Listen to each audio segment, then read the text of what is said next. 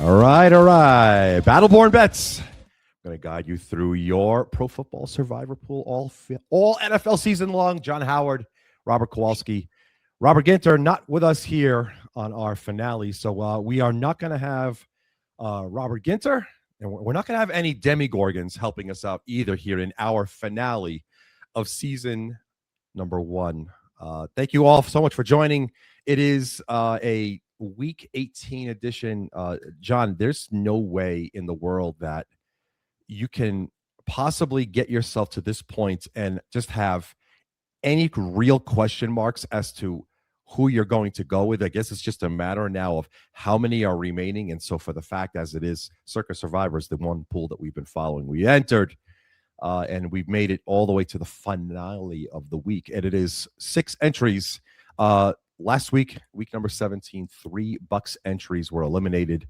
3 Patriots advanced, 2 Bengals entries advanced, and then 1 on the Giants, which, man, I tell you, some people have got some real gumption about them, but they advanced as well. So 6 remaining entries worth 3.1 mil plus. And so you're thinking now you've got yourself into a position that it's week 18. You think you have an idea for what you're looking at. And let's go ahead and pull up what we saw here, courtesy of Circa Survivor pool here on X. There's the week 17 results, 17B. And then every entry, the 6 entries that are remaining, who they have unavailable to them, and then who they do have remaining. So if there's no X in the box going from left to right, you can choose that team. There's really nothing guaranteed. We kind of learned that, John, very, very early on, that just because you're a double-digit favorite means nothing here, and there are no double-digit favorites in week 18, especially in the games that matter most. Those are pushed into Saturday. So Carolina, Tampa, that got flexed. Seattle, San Francisco, that got flexed to Saturday, obviously, for playoff implications and seeding and everything. So those games actually do matter. If you're looking now at the games that are most likely to fall apart on you, let's go ahead and just start this off like this. There's one entry that could take the Eagles. Kick your knees up, or parts 1. They wanted to see good news coming out of Philadelphia, John, and they didn't see good news coming out of Philadelphia. The report is Jalen Hurts, and most of the starters are expected to be rested in week 18. So the line moved from 6.5 all the way down to 3.5. Would that scare you, or would you still say, you know what, that's probably a pretty fair selection for me to take here in week number 18, the final week? Yeah, that's maybe there's a little cause for concern there, right? With the Hurts situation. I guess this is where we're at now. You get to week 18 and you're always you're concerned about teams that have, clinched or whatever, that are sitting their starters, resting their guys for the playoffs. So interestingly enough, you look at some of the favorites here, like Philadelphia, like you said, down to 3.5. Maybe Minnesota. I love, and we talked about this, Rob, I love the real bro, the path here, taking Jacksonville. That was the way to go. I really like that selection. But this is where we're at. You get to week 18 and some teams are sitting their starters, others are vying for a playoff positioning. So it's an interesting time.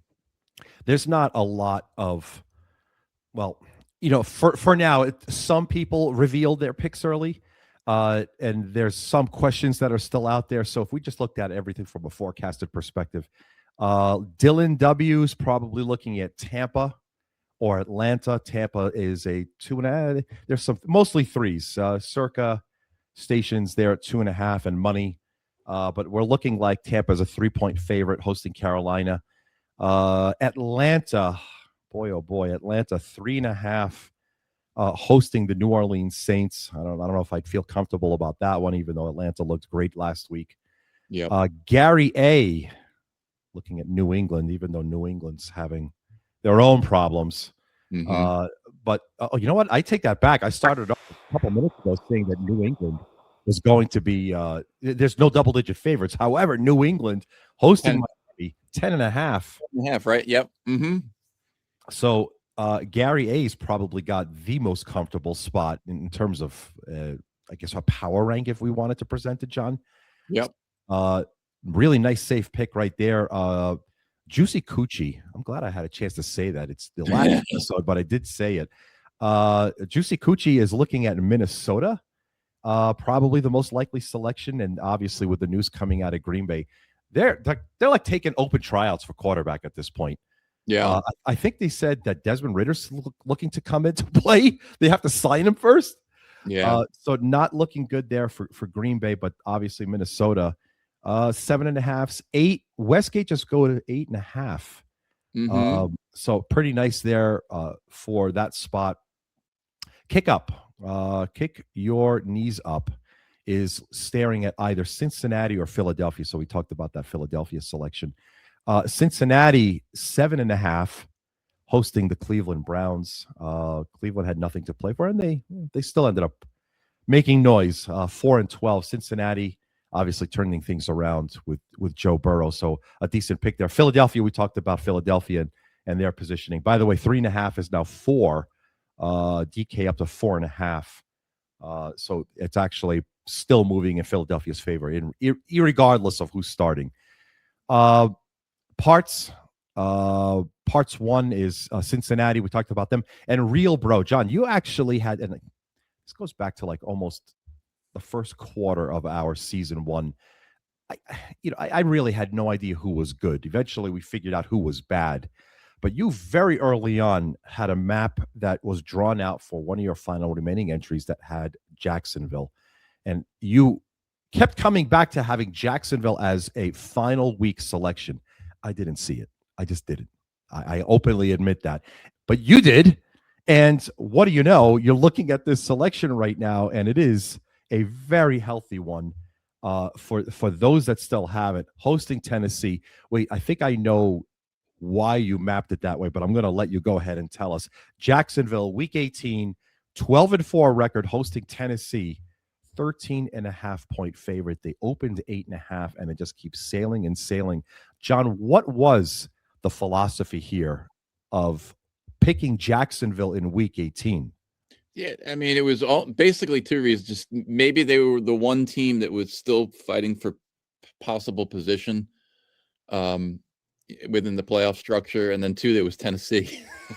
They're playing, and they got them at home too. So those were the 2 reasons, But if I'm Real Bro, I'm that's my team this week, and then you just hope that the other 5 selections they can't take them. So you just hope that the other 5, maybe a couple more drop off, and it increases their take.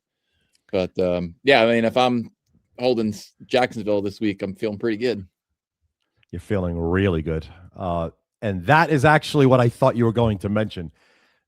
Yeah, it's also the fact that the team is playing for a playoff spot, Jacksonville, yes, but it's Tennessee, right? It's identifying that really weak cog in the NFL machine and saying, I'm going to just keep plucking away at this team until the season's over. And so you found both. You found that right pot of stew that says, I get a team that's on the rise, fighting for a playoff spot, and a team that's also fighting for a first overall draft pick in next year's NFL college draft. Such a great point to make, and that's actually something that I want to move into, with a thought process. Of course, when May comes around and we see next year's NFL schedule, obviously we're going to start tearing that apart and looking at how that's going to map itself out into next season's Survivor pool. But before we even get there, we're still talking about what this finale is all about.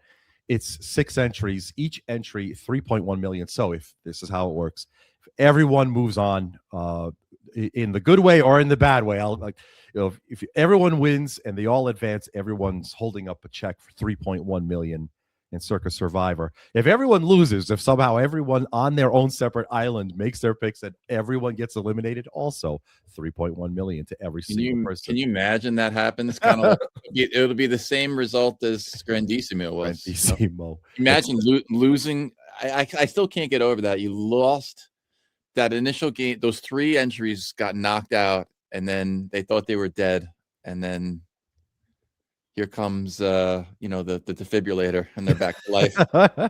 Pretty crazy. That is actually really, really crazy. I agree. I don't know if there's an instance like that could happen here in the survivor pool for Circa, but if the thing that I'm thinking about now is, okay, let's say everyone's on their own island, everyone has a unique selection in the last. What do we do? Like, okay, I'll take yours with Jacksonville because it's the one that you had mentioned months ago. Tennessee, you're probably staring at anywhere between 5.5 to 1 to plus 575. If you shop around, maybe you find a 6 to 1 on Tennessee. Hedge, Mm-hmm. where your $1,000 entry becomes a $3.1 million payday, or what ends up happening? How would you look at this if this was like real world? What you're looking to cash. Obviously, we saw back on Christmas weekend, the asterisk weekend that also was on Thanksgiving. One of the entries ended up, coming up with a hedge courtesy of Circa. Derek Stevens said, we have a big play on the Washington Commanders, on the Dallas Cowboys, actually. Right. Which made us think it was a Washington Commander survivor pick, and it wasn't, which is also yeah. a wild story unto itself. But are you hedging on the Tennessee Titans? And if you are, John, in what fashion, for what dollar amount? Oh, gosh, I don't know. I guess that's when you're sitting down with Jeff Benson to figure it out. I don't know. It's interesting how they're very open, I guess you could say, to those opportunities for the contestants, which is pretty nice thing of them to do. But I honestly haven't heard anything this week, any chatter. I'm not sure if you have. I haven't really been paying much attention, but maybe this guy, if you're in Real Bros position, would you want to hedge? Would you want to chop, I should say, with the other 5 entries? Maybe they feel confident that they don't need to do that, and they could come out and say, "Nah, I'm good." It's a good point. and let it ride. So I don't know it. Yeah, right. And at this point, it's already Friday, unless they, and we would have heard it obviously on X, but doesn't look like a hedge, or rather a chop is anywhere in the cards, actually, because there's no one that's mentioned this. Everyone's likes their spot. If I'm looking at Real Bros position, and I'm looking at Tennessee, I mean, it's a $3 million payday if everyone makes it through, and you have to go up with that kind of an assumption. So if you're cashing for $3 million, if Jacksonville ends up winning, great. But if they don't, okay, so let's get to this fork. Forget about the dollar amount for a moment. Do you play Tennessee money line, or do you play Tennessee plus the points and then get a middle, right? Still win the thing. Right. Tennessee stays within, 2 touchdowns, 13.5. You're cashing a really large ticket as well. So let me ask you that. Would you play him on the money line, or would you take points with Tennessee? That's probably it's hard to say. Probably money line. That's just guess. Just take the winner. Pure hedge. Yeah, but I mean, I'd love to have been in that position. That's for sure. Yeah. I wonder how many shops would take a $1 million Tennessee Titans money line bet. It's also interesting to note, like, all the carnage on Thanksgiving weekend, how the contest would have played out differently if Philadelphia had won, and imagine all 900 of those entries get through, or 900 and change, whatever it was, and then I honestly, if I looked back on my path, I think I had Tampa Bay the following week or the week after. The week they lost to the Saints at home, that would have probably been my demise there, as it turned out for some other people as well.